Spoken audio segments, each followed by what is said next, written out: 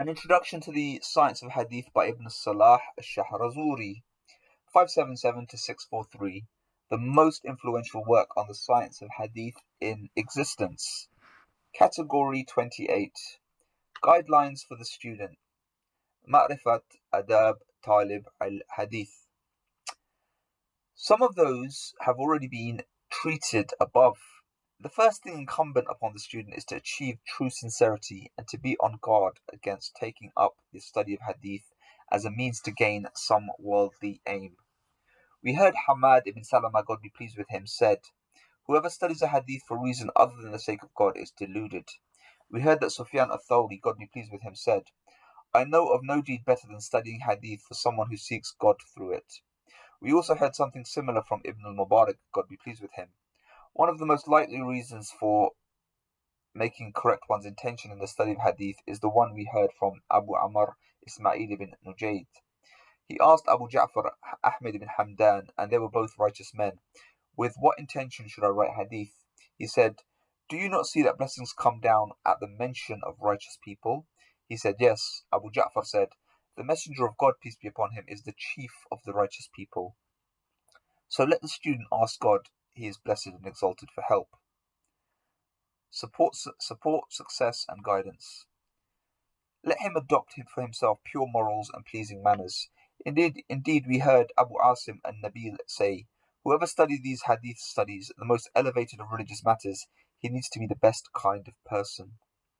There is a difference of opinion which was discussed above at the beginning of Category 24 over the recommended age to begin hearing and writing Hadith. When the student starts to study Hadith, let him buckle down and work hard. He should begin by hearing Hadith from the teacher in his city with the best isnad, and the one most worthy from the standpoint of knowledge, fame, nobility, so forth, and then the next most worthy. When he finishes hearing the elevated and important Hadith of his own town, let him travel to other lands. We heard that Yahya bin Ma'in said, "There are 4 people in whom you cannot detect any proper behavior: the watchman of a street, the herald of a judge, the son of a Hadith transmitter, and the one who writes Hadith in his own land and does not travel to study Hadith." We heard that Ahmad ibn Hanbal, God be pleased with him, was asked, "Should a man travel to acquire elevation in Hadith?" He said, "Yes, by God, energetically." Hadith from Umar ibn Khattab, God be pleased with him, used to reach Alqamah ibn Qais and al-Aswad, and they were not satisfied with them until they went to Umar and heard them directly from him. God knows best. We heard that Ibrahim al-A'zam, or Ibrahim al-Adham, God be pleased with him, said, "God, he is exalted, deflects adversity from his community through the travelling of the Hadith scholars." Acquisitiveness and greed should not cause the student to become lax in audition and taking up Hadith and fail to achieve what is stipulated for him in that regard in the fashion explained above. Let the student put into practice the Hadith he hears pertaining to prayer, praising God, and other virtuous acts. That is the tithe of Hadith according to what we heard from the righteous man Bishr ibn al-Harith al-Hafi, God be pleased with him. We also heard that he said, "Scholars of Hadith pay the tithe of these Hadith. For every 200 Hadith, put 5 into practice." We heard Amr ibn al-Qais al-Mula'i, God be pleased with him, "When you read about something good, do it. Even if you do it only once, you will be a practitioner of it." We heard that Waqi said, "If you want to learn Hadith, put them into practice." Let the student exalt his teacher and whoever else he hears Hadith from. That is part of the glorification of Hadith and knowledge. He should not pester his teacher, nor take up much of his time that annoys him. It is feared that whoever does that will be kept from receiving any benefit. Indeed, we heard that Zuhri said, "When the class goes on too long, the devil takes part in it." The student who succeeds in acquiring the audition of a particular teacher and conceals it from others so that he alone will be distinguished by it is unworthy of benefiting from it. That is one of the forms of wickedness into which our ignorant and low students fall. Teaching is one of the first benefits of studying Hadith. We heard that Malik, God be pleased with him, said, "One of the blessings of Hadith is teaching one another." We heard that Ishaq ibn Ibrahim ibn Rahawayh said to one member of a group that heard Hadith from him, "Copy the Hadith I have recited from their book."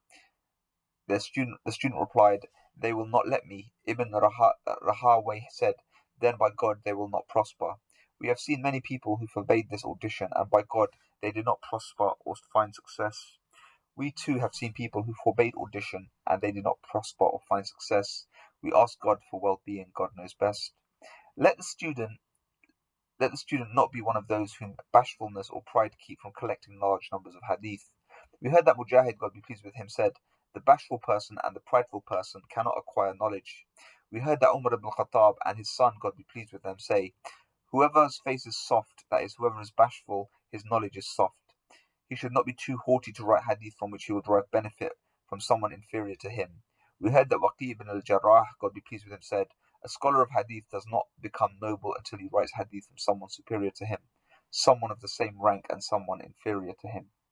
Someone who wastes any of his time trying to study with many teachers merely to acquire the reputation of having had many teachers and the fame that comes with that will not be successful. The words of Ibn Abi Hatim al-Razi do not refer to this. That is, when you write hadith, take everything. When you transmit, be selective. Let the student write and hear the books and personal recollections that he comes across in their entirety, not just excerpts. Ibn al-Mubarak, God be pleased with him, said, "I never made excerpts of a scholar's hadith without regretting it later." We heard that he said, "Someone cannot take excerpts from the transmission of a scholar without it being a sin."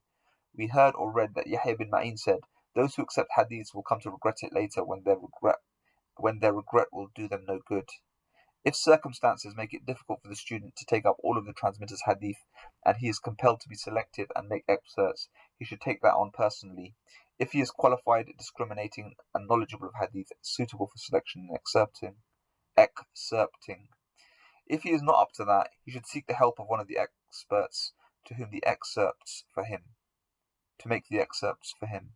Excerpts.